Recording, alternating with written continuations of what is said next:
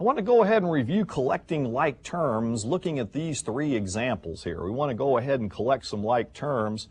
So I've got all kinds of different things in the kitchen sink thrown in here with example 1. So I'm going to go ahead and work that one out for y'all first, going back to the examples. I like to look at the graphics and go back to examples here. Notice I almost couldn't fit this one on the page. It's a monster. Now, if we want to collect like terms here, we want to go ahead and get rid of these parentheses first. Now, how do we do that? Well, we distribute. Now, some of you out there are saying, wait a minute, Young, I don't see any numbers to distribute through those parentheses, but there are numbers there, remember. If there's no number in front of a parentheses, put one. Second one, you can put a negative one. Third one, positive one. And boy, those signs matter as well. So multiplying a positive 1 through this first parentheses does not change it, so we'll go ahead and get rid of that first parentheses just by writing the same thing out.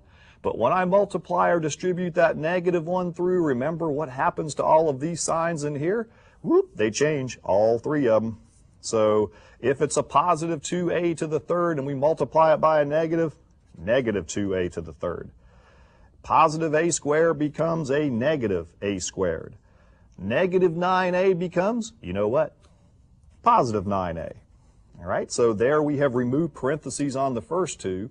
And the third one now, since it's a plus 1 in front of it, stays the same. So what a huge difference there. So we will go ahead, I almost ran out of paper again, but I squeezed the minus 4a in there.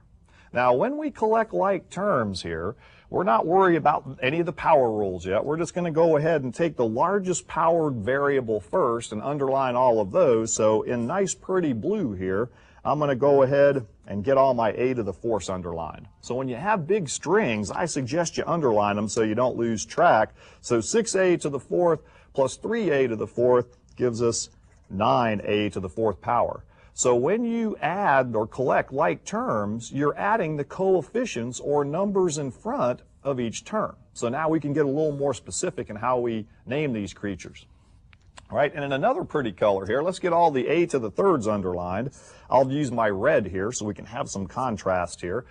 So we're going to have negative 2a to the third power and a positive 2a to the third power. Those go out. That's the additive inverse property, if you remember. Anything plus its opposite, toodles, you're out of here. See ya, wouldn't want to be ya. All right, next one. Let's go down to the a to the second power here, and I'll try to use a pretty purple. I'll underline this one twice here, too, in case it doesn't show up as well on the TV sets there. And we will have what here? We've got a negative 1a squared, a negative 1a squared. So when you add a negative 1 and a negative 1, you end up with a negative 2a squared. And now we're down to the a's here, which I'll just stay with my black marker here. We've got a positive 9a minus 4a, and then I've got a minus 5a out here. See, so if you don't underline them, I almost missed one just messing around here. Got them all now, make sure they're all underlined. What happens to the a's?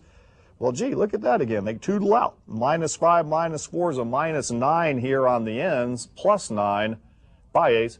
So we ended up with just the a to the fourth term and the a to the second term.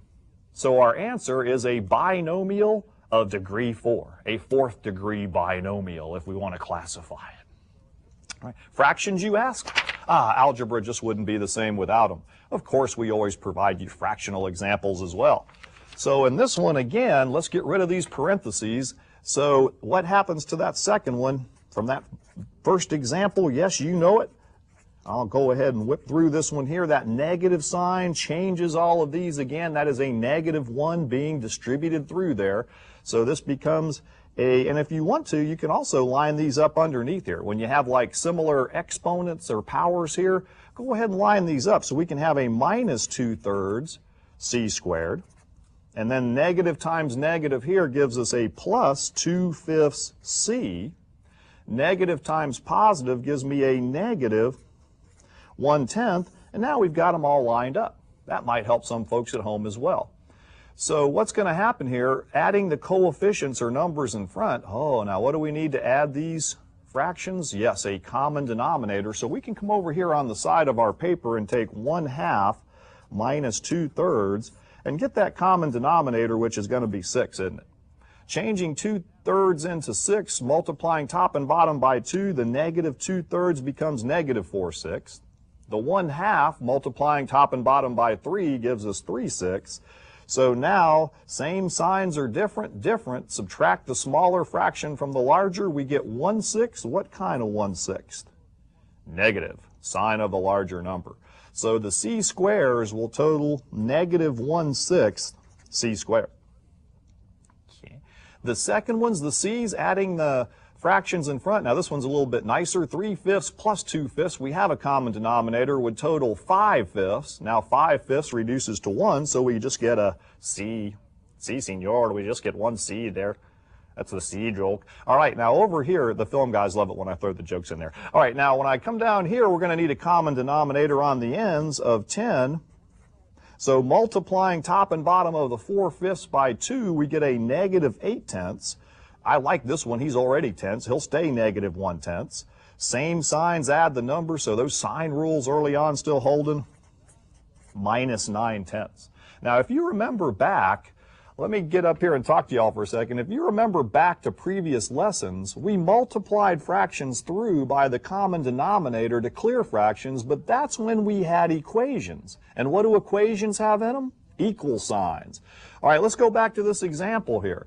When it says collect like terms, there's no equal sign. This is not equal to anything over here, so you can't go running the common denominator through. Boy, that is a mistake I see a lot. So when we add and subtract like terms, we're just adding those coefficients, taking them one at a time. So be careful there.